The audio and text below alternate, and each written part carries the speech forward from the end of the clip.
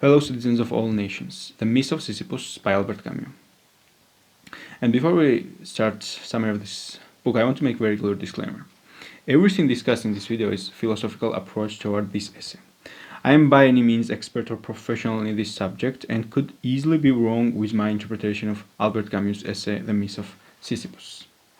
Always seek the advice of your physician or other qualified healthcare professionals with questions you may have regarding your medical condition. So now let's start with this disclaimer. Let's start this conversation because it's like very intellectual challenging work. The Myth of Sisyphus, because it's about such a heavy subject. And let's start it. Basically, absence of any profound reason for living. When person doesn't have any profound reason for living, then this person will repeat this. One kills oneself because life is not worth living. That is certainly a truth, yet an unfruitful one, because it is truth. For the person that lacks the profound reason for living, for that person this statement we read is absolutely true. One kills oneself because life is not worth living.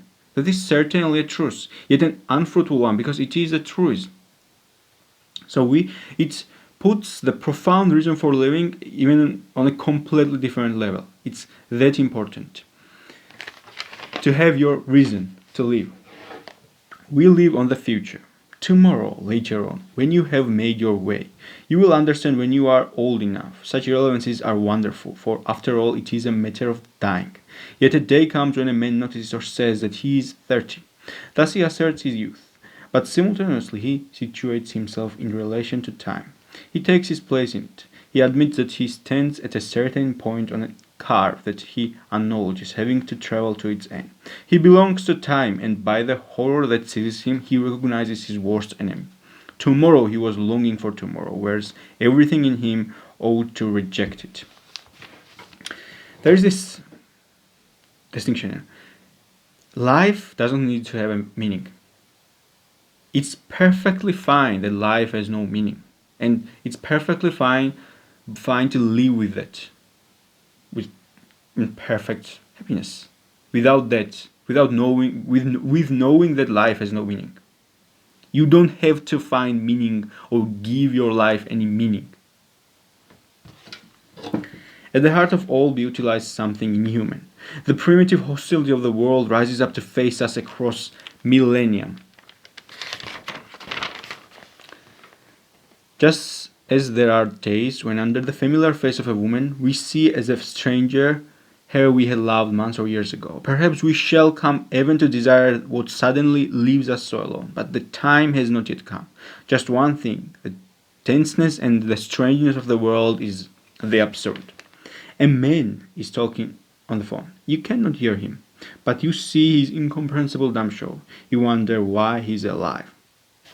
I modified this quote a little bit, but it's the same. I modified it for 21st century version, basically. Likewise, the stranger who at certain seconds comes to meet us in a mirror, the familiar and yet alarming brother we encounter in our own photographs, is also the absurd. Now, the thing is that, as we mentioned, the profound reason for living. Have you read very interesting thing if you paid attention?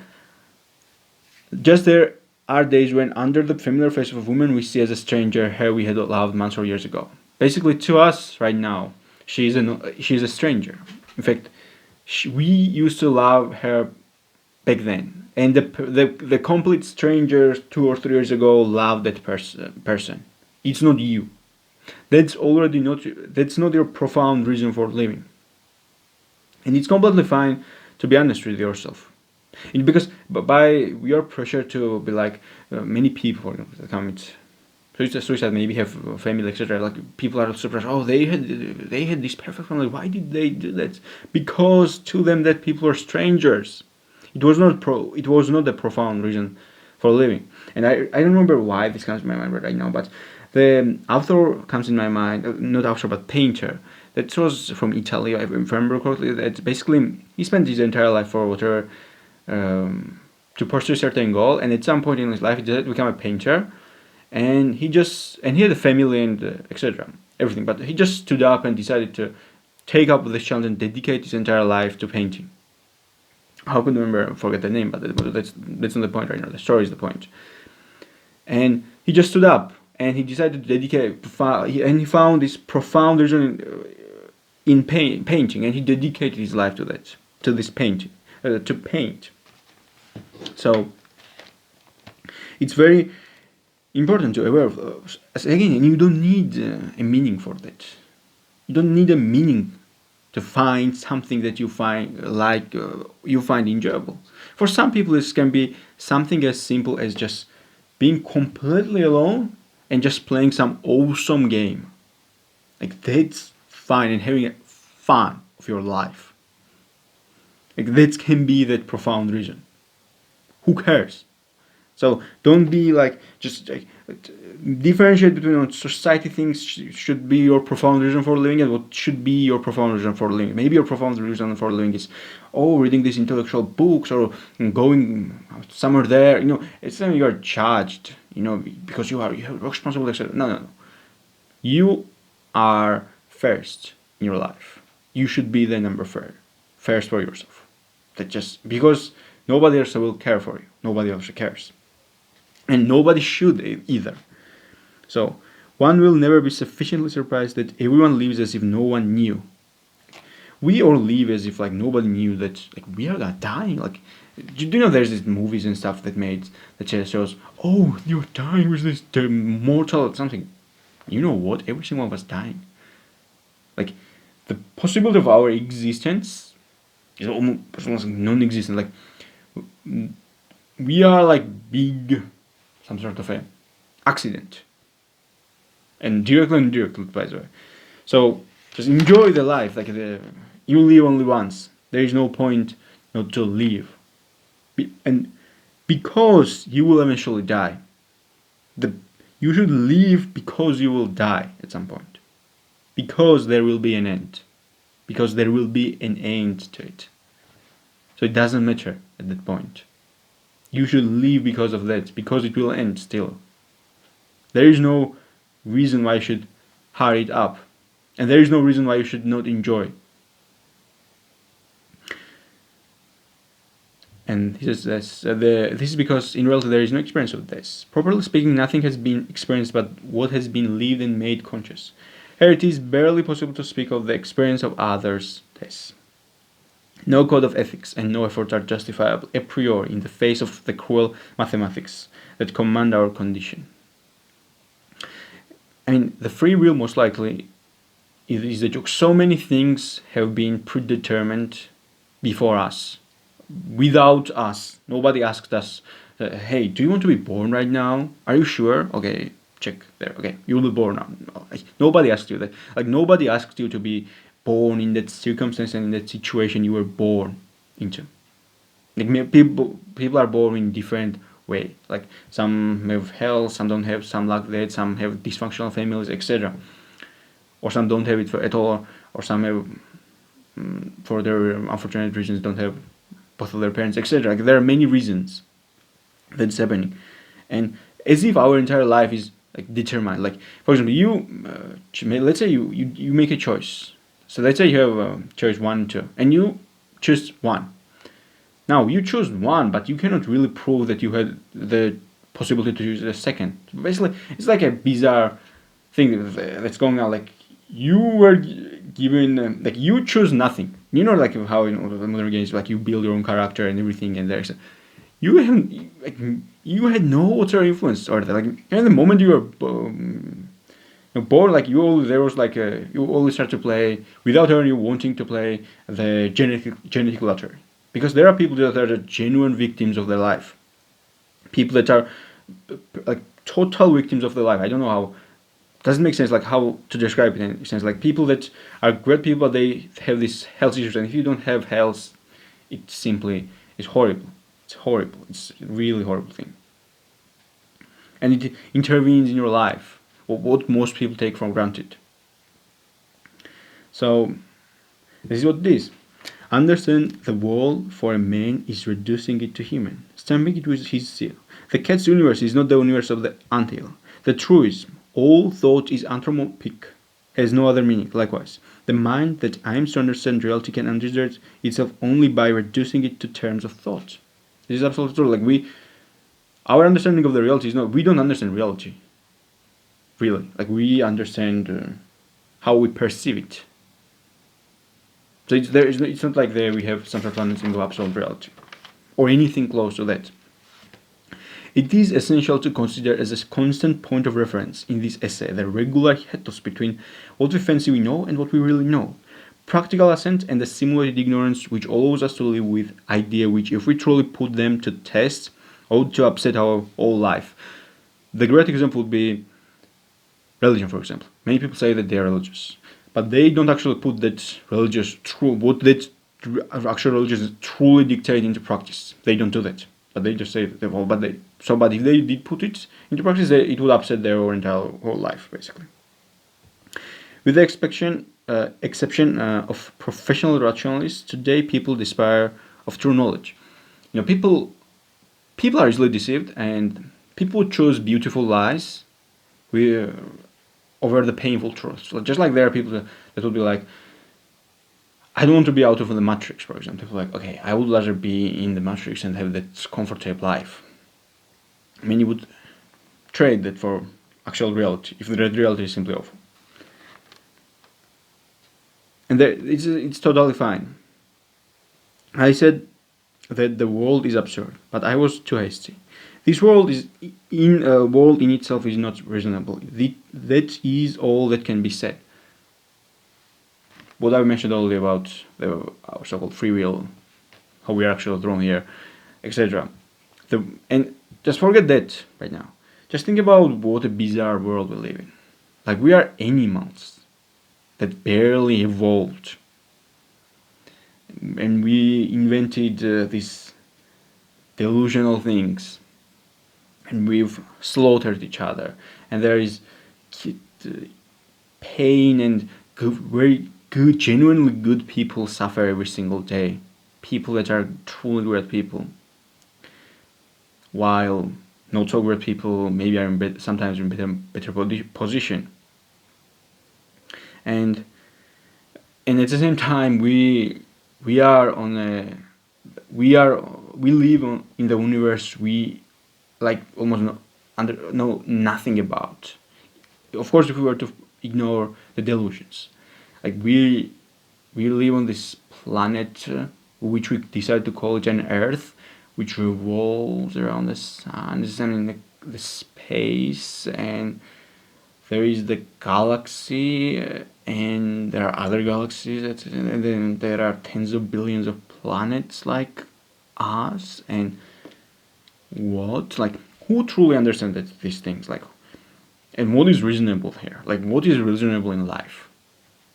And somehow we want to believe that there is this supreme creator that came to us and specifically created us, supreme being. And I'll talk about it later. Let's continue. I want everything to be explained to me, or nothing. And that the reason is impotent when it hears this cry from the heart. The mind, aroused by this insistence, seeks and finds nothing but contradictions and nonsense. What I fail to understand is nonsense. The world is peopled with such irrationals. The world itself, whose single meaning I do not understand, is but a vast irrational. Now here is very important mention here. I want everything to be explained to me or nothing.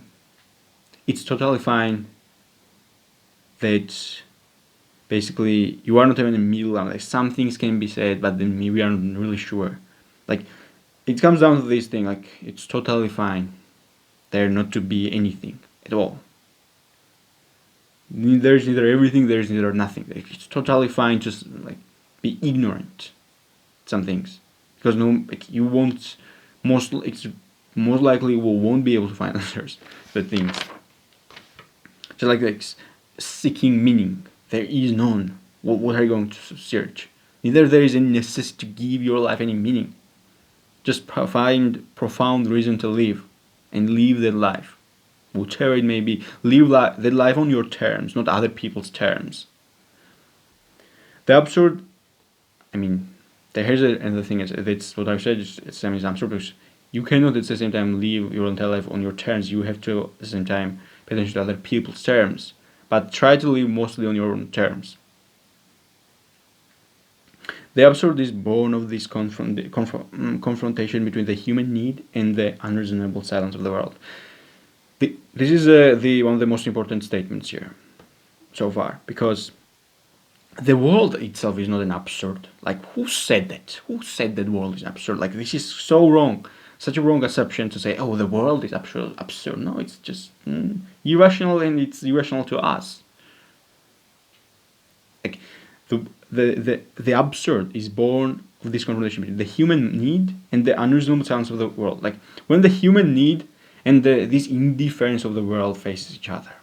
Because that's why I like to say, I say it in pursuit in other videos as well.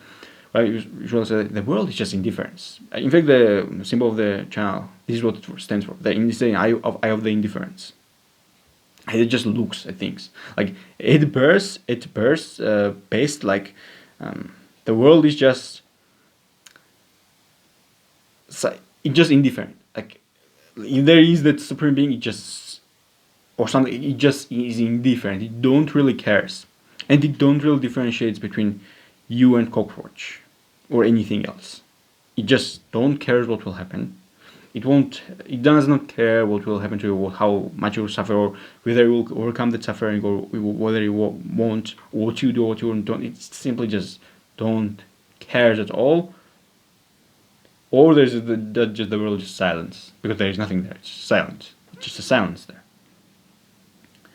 The irrational, the human nostalgia, and the absurd that is born of their encounter.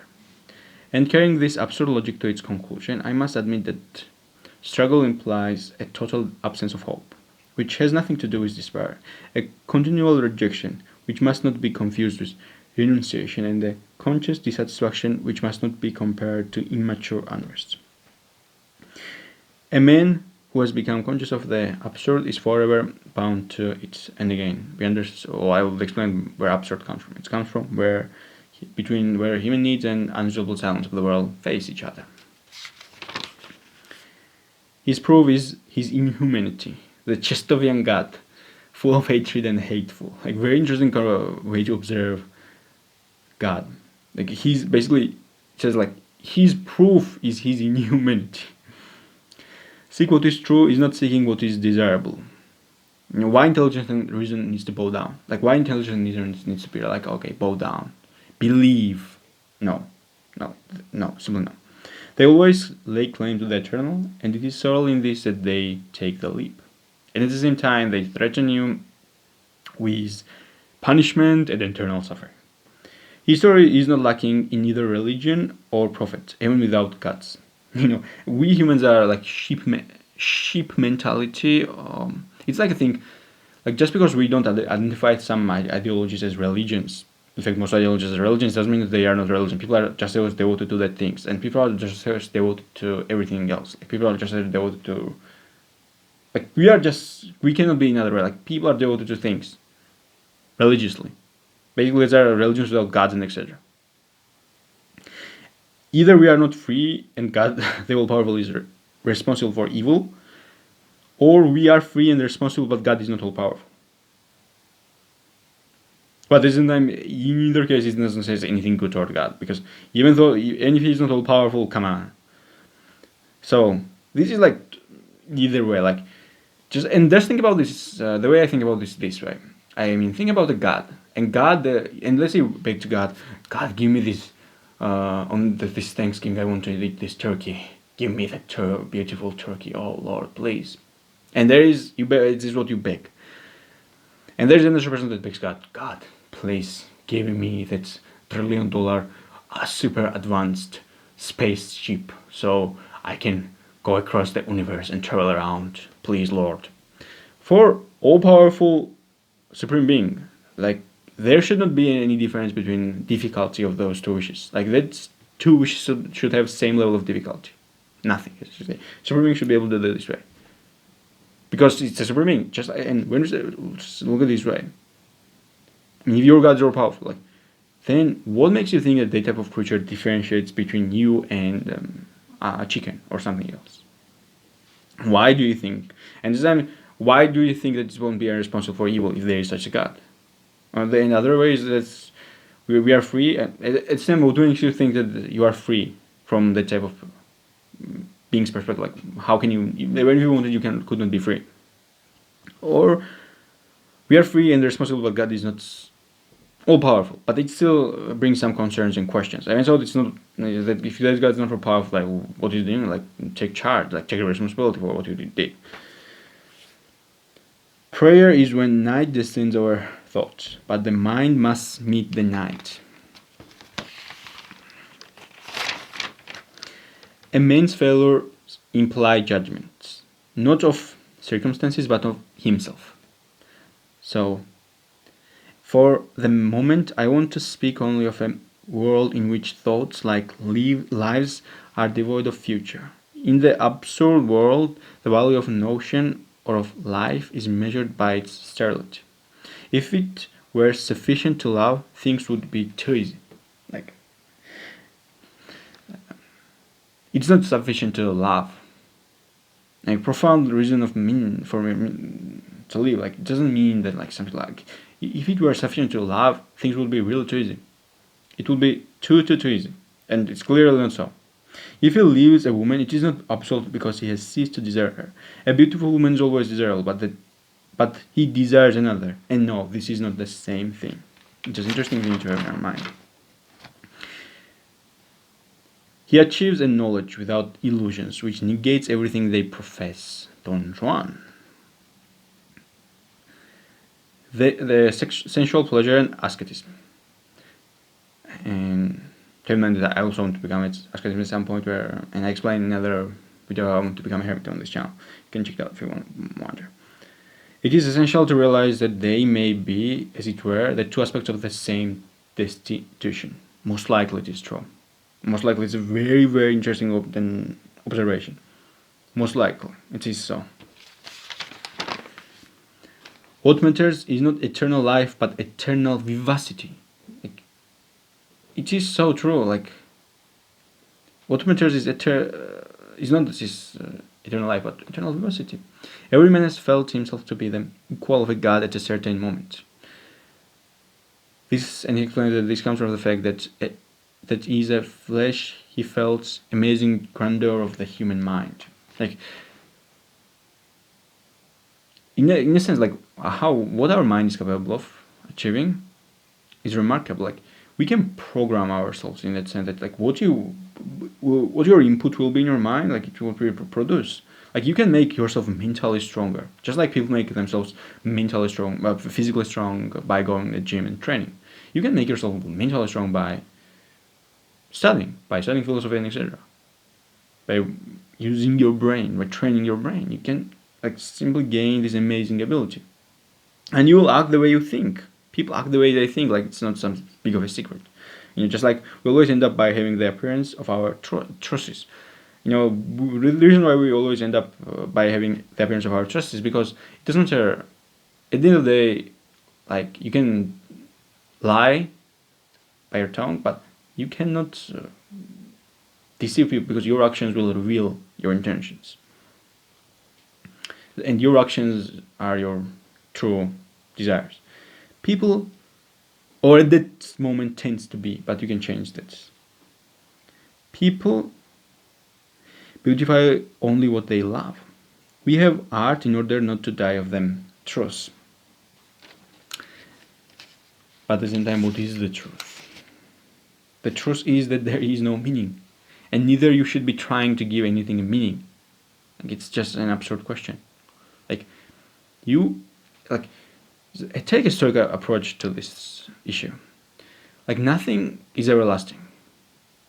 Like pain, for example, it's neither intolerable nor everlasting. It will end. Why should you hurry? It will still end. Enjoy what you have, because at some point, whether you want it or not, it will end.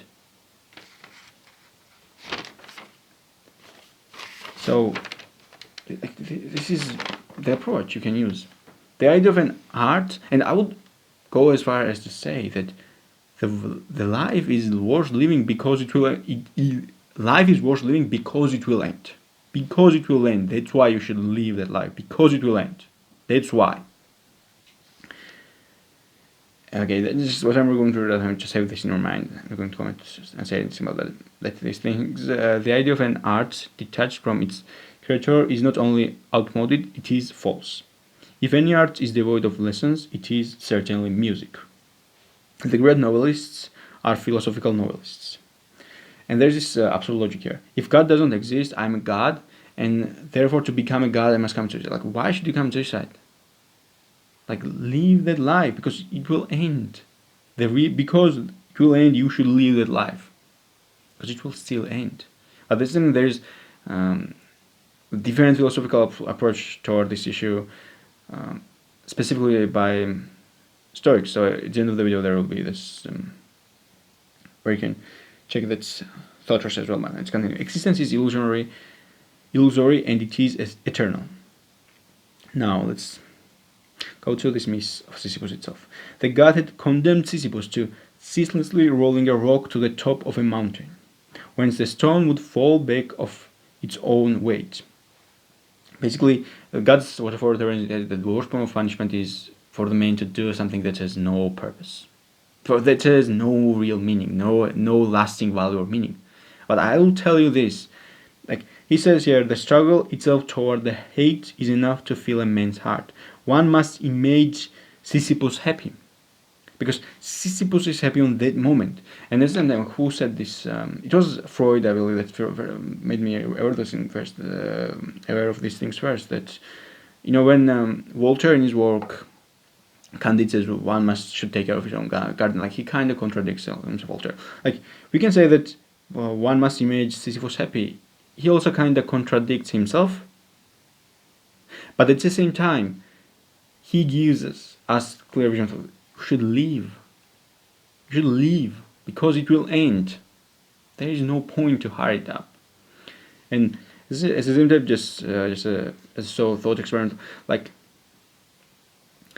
if you were to imagine in Sisyphus' place humanity, maybe the artificial general intelligence can be the victory over the curse of the gods that gods has bestowed upon us humans. This meaningless action. Maybe artificial general, maybe this possible creation of humans can change that thing. Maybe that will be the victory of humans over this gods. How humans will get rid of this curse of God, because they will finally be able to create something that won't fall back. Maybe that will be victory of humans. And just a thought experiment. So you're more than welcome to comment down below. I'm eager to listen to criticism. What do you think I've got wrong, or what I didn't pay which part of things I didn't pay enough attention, etc. Or things you agreed on, etc. Like this is very interesting work and it's worth discussing. So definitely comment down below. And here, by the way, the video I mentioned about Stoics, and so you can click it and see you.